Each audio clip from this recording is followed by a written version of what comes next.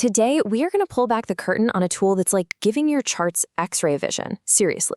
It helps you see the market's hidden structure, so you can stop guessing and start making trades based on what the big players are actually doing. Okay, so let's put this to the test. Have a look at this chart on your screen. It's a pretty standard Bitcoin chart, right? We've got a bit of sideways action, a little dip, and now the million-dollar question. What's next? Up or down? When you're just staring at candlesticks, it's really tough. You could probably build a case for it going up, and you could build a case for it tanking. Honestly, any trade here feels like a total coin flip. But what if I told you there's a hidden layer of information right on this chart that could make the next move blindingly obvious? And boom, there it is. This is the exact same chart, same price action, but with one simple overlay, the volume profile. All of a sudden, what looked like random noise now has a story. You see how price comes down, taps into that big block of volume, and just takes off?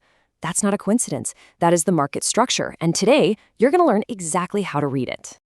So here's our game plan for this masterclass. First, we'll cover what volume profile actually is. Then, we'll decode its key parts, the market's DNA, if you will. From there, we'll dive into 3 awesome battle-tested strategies. We'll wrap up with how to actually execute your trades and manage risk, and finally, what to do when things go wrong. All right, let's kick things off with section 1. We're going beyond plain old candlesticks to understand what this tool is all about. Okay, this is the most important distinction you need to get. We all know the traditional volume bars at the bottom of the chart, right? They tell you how much trading happened over a certain amount of time. That's cool.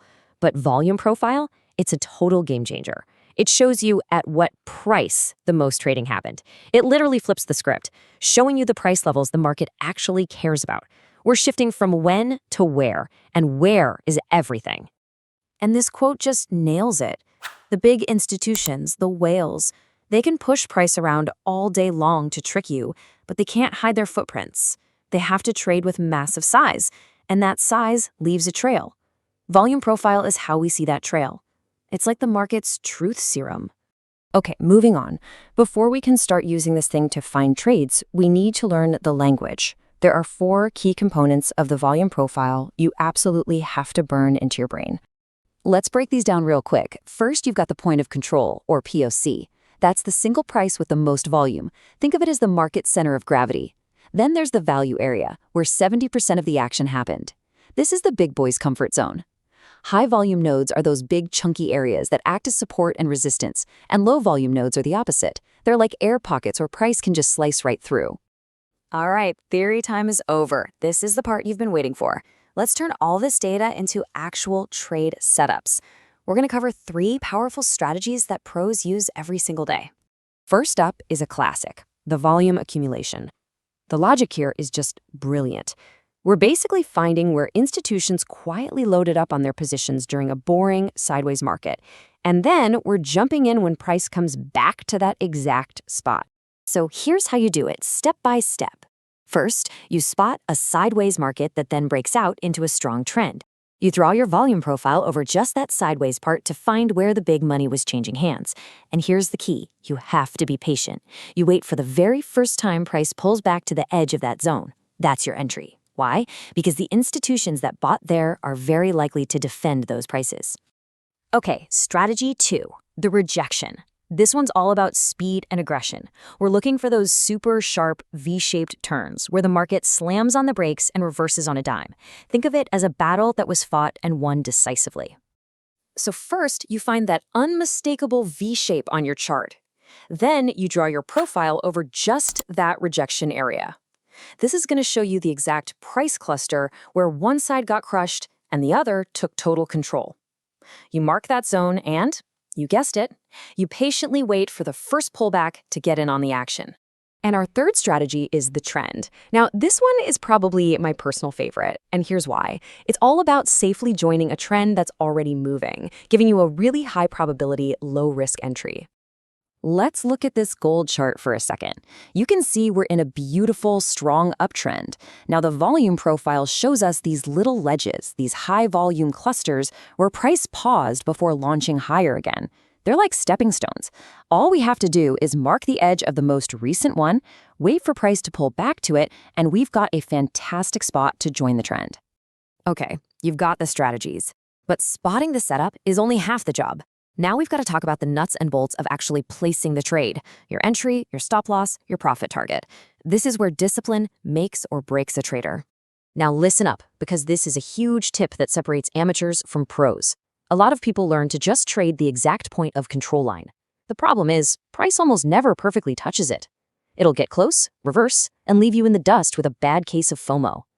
The pro move is to treat the entire high-volume node like a fortress. You don't wait for price to hit the center. You enter at the edge of the fortress wall. As price approaches, you'll catch way more trades this way.